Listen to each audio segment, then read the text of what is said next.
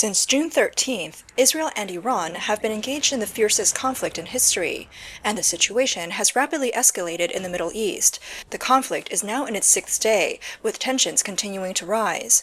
On the night of June 18th to June 19th, the Israeli Air Force carried out strikes on dozens of military targets in Iran's Arak region.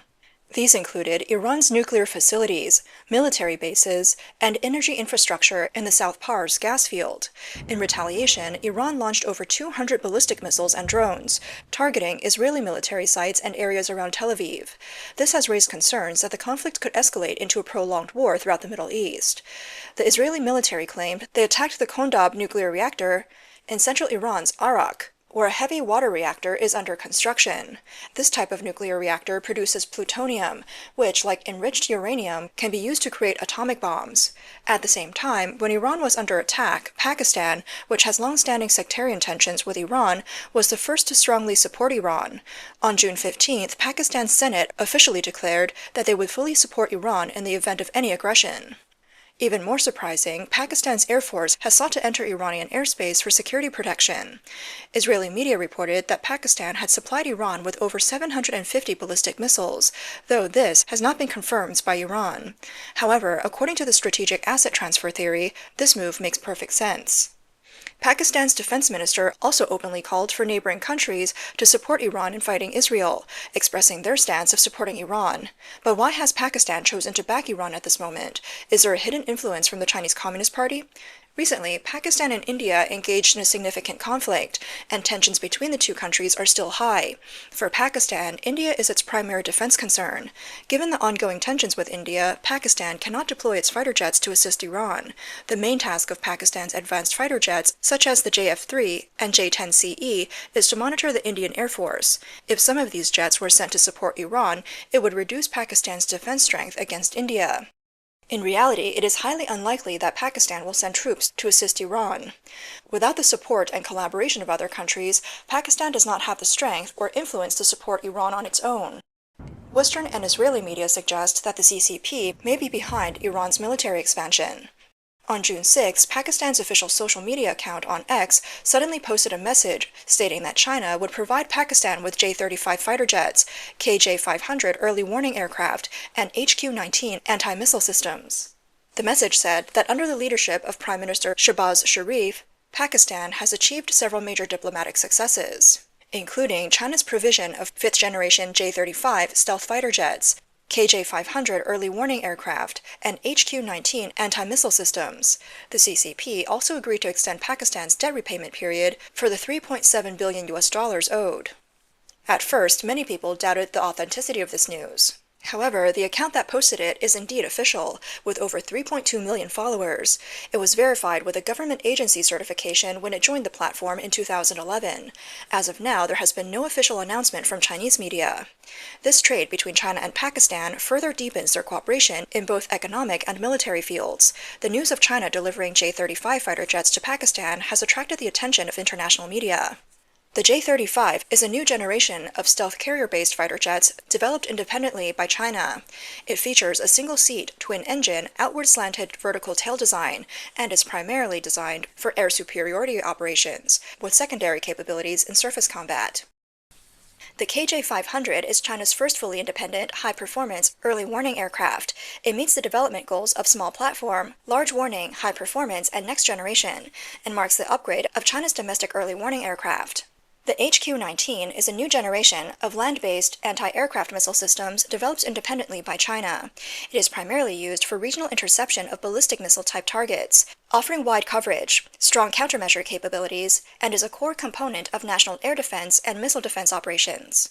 Some Chinese netizens believe the J-35 is not capable of matching Israel's capabilities. Israel's Air Force, equipped with American-level electronic warfare systems, is world-class and arguably on par with countries in the Middle East. Before the military conflict between Israel and Iran, China had already sold thousands of tons of missile materials to Iran. On June 5th, the Wall Street Journal reported that Iran recently ordered thousands of tons of ammonium perchlorate through a Hong Kong company. This material is enough to make 800 ballistic missiles, and the shipment is expected to arrive in Iran in the coming months. The report also mentioned that Iran is seeking to rebuild its own military power and that of its proxy networks. Israeli intelligence believes that the ammonium perchlorate imported by Iran through Hong Kong will not only be used for domestic missile production, but may also end up in the hands of armed groups supporting Iran, such as the Houthis and Hezbollah. This has raised Israel's concerns about further deterioration of regional security. Additionally, earlier, Iran imported more than 1,000 tons of sodium perchlorate from China. In January, the Financial Times reported that, according to intelligence from two Western security officials, 2 Iranian cargo ships are set to set sail from China to Iran in the coming weeks, carrying key chemical components for missile propellants. This batch of sodium perchlorate can be used to produce 960 tons of ammonium perchlorate, enough to create 1,300 tons of propellant and fuel for 260 medium-range missiles.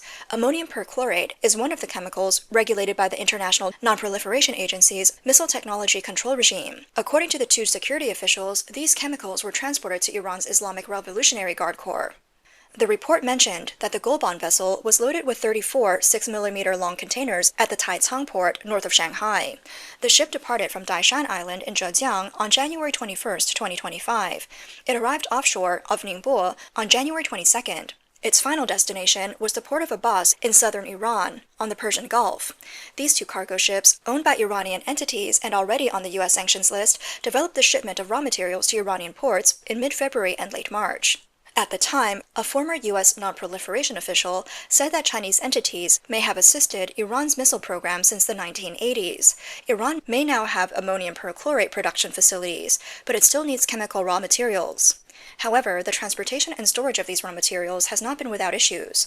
On April 26 of this year, a massive explosion occurred at the Abbas port in Iran. The explosion was so powerful that most of the buildings in the port collapsed, and vehicles were severely damaged. It is reported that the explosion was caused by the ignition of hundreds of tons of highly explosive ammonium nitrate, resulting in hundreds of deaths and 1,500 injuries. The economic loss is estimated at several $billion. Social media footage from the Abbas port explosion shows red smoke rising from the fire just before the blast. For Israel, the threat posed by Iran's missile program is much greater than its nuclear program. Iran's ballistic missiles are capable of covering all of Israel, forcing Israel to maintain a high level of alert. For years, Israel has been actively working to disrupt Iran's missile production capabilities. For instance, in October of last year, Israel airstriked an Iranian missile factory, successfully destroying several planetary mixers used to blend missile fuel, significantly impairing production capacity. Just a few days before Israel launched its latest attack on Iran, the Iranian foreign minister first approached the Chinese ambassador to Iran. The purpose was to prepare for the Iranian president's upcoming visit to China. During the meeting, Iran also brought up the China-Iran Comprehensive Cooperation Plan, which was signed in 2021 but later shelved. The reason for shelving the plan was simple. Iran believed the opportunity had finally arrived. Since April, the U.S. and Iran have held 5 rounds of indirect talks on Iran's nuclear issue and negotiations on the lifting of U.S. sanctions. Now, the Iranian president's desire to visit China raises a question. Is Iran once again turning to China for support as it faces fewer options? The Chinese Communist Party and Iran's agreement is primarily aimed at boosting Iran's economy, providing crucial support to Iran under sanctions. The CCP has promised to invest nearly $400 billion in Iran in the future. However, it wasn't until 2023 that China secured the contract for the construction of Iran's largest airport. From a geopolitical perspective, Iran's strategic cooperation with China and Russia has formed a systematic framework. China's cumulative investments in Iran's energy and transportation infrastructure has reached $23 billion. Meanwhile, Russia's military technical cooperation with Iran has deepened, creating a mutually beneficial relationship with significant strategic depth. On June 13th, Israel launched an airstrike operation, codenamed True Promise, in which dozens of F-35I J35 Fighter Jets formed a formation and broke through Iran's air defense network.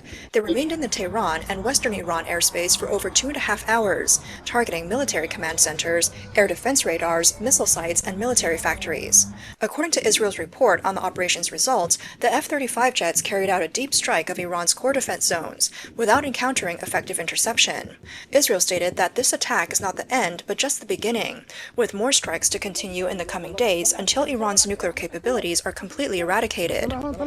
On June 18th, Supreme Leader Ali Khamenei announced on X that the conflict between Iran and Israel has entered a new phase. Israel is burning through money in this conflict, with costs nearing $300 million per night, and missile defense systems are running low. The U.S. military has also made preparations. On June 17th, Aviation Week published an article stating that the U.S. military has deployed F-22 and F-35 fighter jets to respond to the escalating situation in the Middle East. Both the F-22 and F-35 are fifth-generation U.S. fighter jets, equipped with missile defense capabilities, with the F-22 excelling in air superiority and supersonic cruising, while the F-35 is more versatile, with superior battlefield situation awareness. Other reports indicate that F-22 Raptors are preparing to deploy to the Middle East from Langley Air Force Base in Virginia.